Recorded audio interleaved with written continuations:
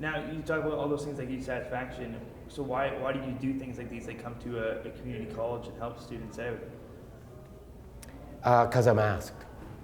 And I have very seldom turned things down. I mean, I ran for a political office because they asked me to. I mean, that was just so silly, right, for me, because, I mean, although I might say a couple things that are clever, you know, 1 out of every 5 things I say are going to be totally controversial and self-destructive. You know, I get involved in things sometimes that I'm asked to do. Like, someone will say, will you do, I do an awful lot of charity auctions and things. Once in a while I'll get in a position where the room is totally wrong and the sound system is awful and the people didn't come there to support the charity, they came there because they were drinking in that establishment.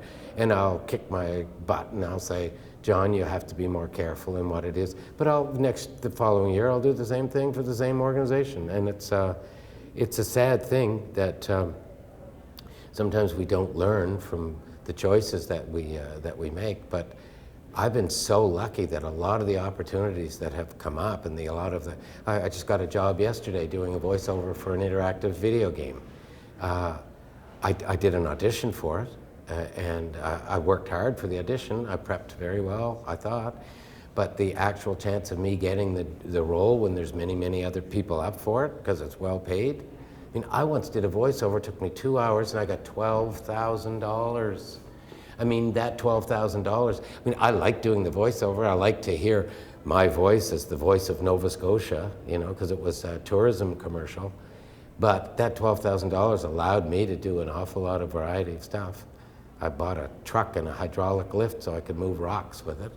So the experience or the sustenance we get from one thing sometimes carries over into other things that might not be as lucrative. I do an awful lot of free stuff, and I get as much satisfaction out of working with a group of amateurs or some kids with autism. It's just, variety is the spice of life. Sure. I just talk about Trevor Boys a little bit. Countdown Liquor Day. When anybody asks me about that movie, I just say Jim Lahey. It seems you took that character to a brand new level for that movie. What did that take for you as an actor to kind of go there? When you commit yourself to something, I think it becomes inherent.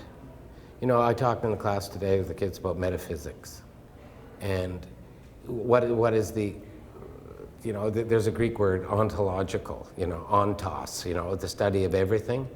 And when you get into a personality that you're presenting, sometimes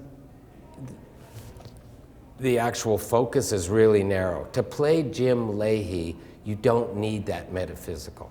You don't need to have that underlying causality or backstory. You just play the moment. So when you say that I seem totally committed, I was committed at the moment. The prep for that was, I mean, I spend quite a bit of time on my text, especially when Mike Clattenburg's directing, because no matter how fast I deliver the lines, he always says faster. And then I watch it, you know, watch the run, and I think that's not fast at all. But it's me going as quick as I can, because I think Jim Lahey thinks slower than that because he's an alcoholic.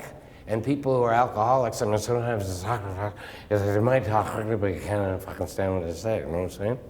Anyway, I remember one scene, I mean, I wrote some of the text for that. There was one, I wrote in iambic pentameter, the scene where I'm running up the hill, you know, luxury estates is a testament to industry and a lot of hard work, right? And I wrote that. It's a 14-line sonnet. I don't know if it made it all the way through. But when I was doing that, I rehearsed that scene running uphill, and thank God I did, because on the day, Mike Clattenburg set the camera in the back of a truck and drove uphill and asked me to run up behind it. And then when we finished the first take, he said, let's go again without a break. So I did it again, and I was so happy.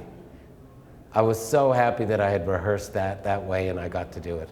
And I think that what you saw with Jim Lahey, and that was not so much of a commitment to the character of Jim Lahey, but John Dunsworth really having a good time. Just being feeling so fortunate that, I mean, I bet you there's 5,000 Canadian actors who would love to be in that show. And I got to be in it. And the reason I got to be in it was About a dozen years ago, Clattenburg called me and said, "Do you want to be in a little movie we're making?" And I didn't say how much, and it's a good thing because there wasn't any money involved. It was for the love of it.